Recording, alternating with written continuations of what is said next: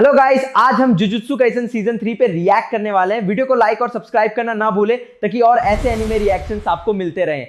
एक छोटी बच्ची और उसकी मां को उनके घर में किसी ने बेरहमी से चाकू घोंप कर मारा था। पास में रहने वाले केटाओए पर हत्या और डकैती का इल्जाम लगाते हुए गिरफ्तार कर लिया। एक घर में खून से सना एक चाकू मिला।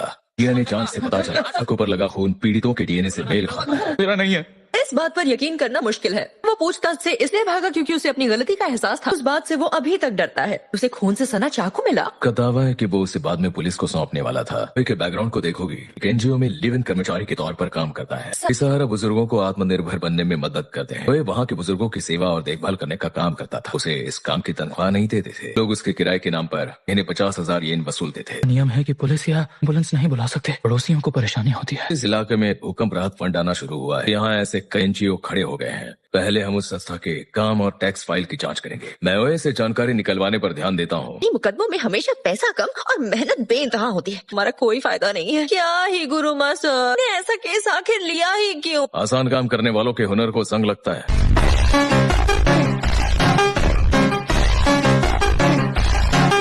आपकी तो आदत बन चुकी है। इनकी बातें जोर से बोल रही हो। तो मेरी हालत आज जैसी तो नहीं है, पर आपने कहा कि वो बदले नहीं है तो आपसे तो वो और भी जिद्दी था। वो एक बार लापरवाही से गाड़ी चलाकर लोगों को घायल करने का एक केस आया था। जबरदस्ती शराब पिलाकर गाड़ी चलाने के लिए मजबूर किया। ना ही हम उसकी सजा कम कर पाए। तुमने कहा था मेरी सजा कम कराओगे। ऐसे नामुमकिन क्रिमिनल केस लड़ना आप छोड़ दो। कमजोरों को बचाना बड़ा ही नेक काम लगता है। जैसे क्लाइंट ही तुमसे नफरत करे तो सारी मेहनत बेकार हो जाती है। पर तुम्हारी दिमागी हालत का क्या? हालत का फैसला ये है कि ये मुलजिम बेगुनाह है। क्या हम सच में जीत गए? अभी नहीं, वो ऊपर अपील करेंगे। एनजीओ का कौन आदमी उस वारदात के बाद से लापता हो चुका है। ये बात तो अच्छी है कि तुम खुद घर पर खाना नहीं बनाते। बाहर से खाना लाने की आदत है, तुम्हें बचा लिया। आप सच में फरिश्ता है वकील साहब। शुक्रिया कहने की जरूरत नहीं है। के लिए नहीं कह रहा, मुझ पर यकीन करने के लिए आपका शुक्रिया। सरकारी वकील सबूतों के लिए जनता के पैसे रख सकते हैं। सिस्टम ही ऐसा है। सरकारी वकीलों ने दूसरी सुनवाई में कोई भी नया सबूत पेश नहीं किया। दूसरी सुनवाई पाना पहले ही सबसे बड़ी दिक्कत है। मुकदमा तो शुरू से ही उसे दोषी ठहराने के लिए रचा गया था। तुम मुझे अचानक इस तरह क्यों देख रहे हो? पर तुम्हारी दिमागी हालत का क्या? मैं कमजोरों को बचाने का कोई ढोंग नहीं कर रहा। अभी मुझे कुछ गलत लगता है तो उसे अनदेखा नहीं कर पाता। इन हाथों को झटकना मुमकिन नहीं जिन्हें मुझसे उम्मीद होती है। तो कम से कम मैं अपनी आंखें खुली रखना चाहता हूँ। 15 दिनों के भीतर अपनी लिखित अर्जी जमा करें।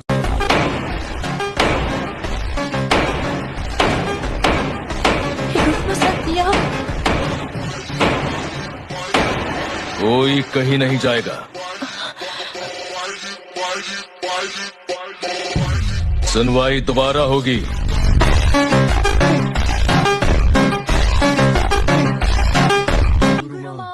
शिंजुकु में है। मतलब फुशिकुरो भी वही मिलेगा। कुछ ज्यादा देर नहीं हो गई? न जाने वो नखरे वाली लड़की मेरे लिए अगले शिकार को फंसाकर कब यहाँ लाएगी। मैंने क्या किया? कब सुधरेगा? ऐसे क्या कर रहे हो यार? चुपचाप क्यों बैठे हो? वैसे मैंने असल में कुछ दो ये सब। लो, एक और बेवकूफ आ गया। तू तो हमारा जूनियर है। ये तो अब मैं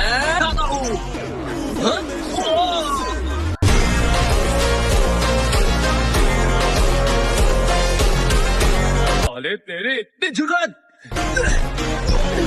तेरी तो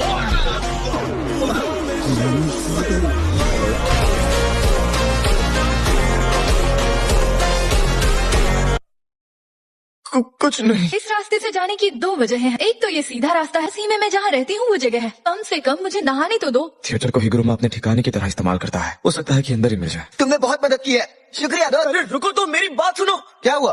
तुम अंदर जा रहे हो? उससे पहले मेरे दोस्त से मिलूंगा, पर अभी टाइम नहीं है। मैं खुद कभी हिगुरुमा से नहीं मिला। उसने एक बार हवा को बहुत बुरी तरह से धोया। उस घूमती खोपड़ी को हराया, मतलब कम से कम यहाँ से भाग तो पाऊंगा ही। चलो मिलते हैं। क्या हिगुरुमा वो यहाँ पर नहीं है? उसने तुम्हें धोखा दिया है। मुझे जरा भी डर नहीं लगता। बकवास बंद करो, ये वक्त की बर्बादी है। सुनो तुम, और यहाँ क्या कर रहे हो? मेरा भी यही सवाल है। क्या तुम कभी पूरे कपड़ों समेत? बताओ। कभी नहीं। मैं दरअसल जब मैं प्राइमरी स्कूल में था, मुझे कपड़े पहनकर स्विमिंग करने वाली क्लास बहुत पसंद थी। आजकल कई चीजें बेमतलब हो गई। अब वो सब कर रहा हूँ जो मुझे लगा था कि नहीं करना चाहिए। हंसी नहीं आई? नहीं। तुम ही गुरुमा हो, है ना? तो और कौन होगा? रुक जाओ, आगे मत बोलना। मैं एक वकील हूँ। मुझसे बात करना मतलब हर आधे घंटे के लिए 5,000 येन की फीस देने को राजी होना। तुम्हारे पास 100 पॉइंट्स है ना? पुराने दौर वाला जादूगर नहीं लगता, ये आज के जमाने का है, सिर्फ बात की जा सकती है। हो सकता है कि ये जल्दी मान जाए। अब बड़ा ये शिकीगामी कमाल का है। कमजोर होते तो तुम्हें मामूली शिकार समझकर मार डालता, तो हाथ मिला। क्या चाहते हो? इन गेम के बारे में कितना जानते हो? ये तो एक रस्म है ना, हरियर के अंदर के खिलाड़ियों की कर्स्ड एनर्जी का इस्तेमाल करती है, उन्हें इंसान से अलग कुछ बनाया जाए। गेम के बारे में बोलना खतरनाक साबित होगा। तुम गेंजाकू को जानते हो? जानता था, कोई तो ऐसा मिलेगा। सीधा मुद्दे पर आता हूँ, हम मिलकर इन गेम को रोकना चाहते हैं, नियम जोड़ने में हमारी मदद करो। फिर मैं भी सीधी बात बोलता हूँ, नहीं करूंगा। मुझे कुछ अच्छा मुमकिन होता दिख रहा है। इस कलिंग गेम के नियमों का क्या? अगर मुझे सौगात में मिली ये शक्तियां असली है, ये नियम भी उतने ही सच होंगे। पर वो शायद सिर्फ एक दिखावा है, इसी बड़े प्लान का एक छोटा हिस्सा लगता है। खिलाड़ियों की तादाद, खिलाड़ियों की ताकत के बीच का फर्क। हाँ तो काशिमुया हिगुरुमा जैसे जादूगर है जो बाकियों से बहुत ताकतवर है।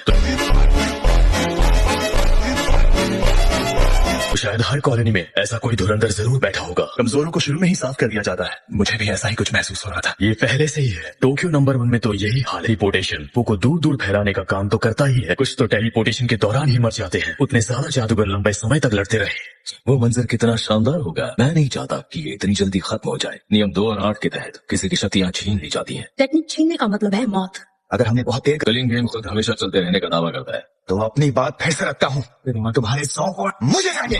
या तुमने किसी ऐसे को मारा है जिसने तुम्हें गुस्सा दिलाया हो?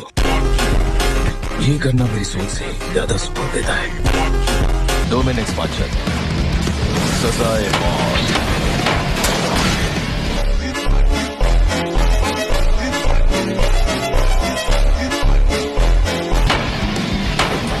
हे guys, thanks for watching this video.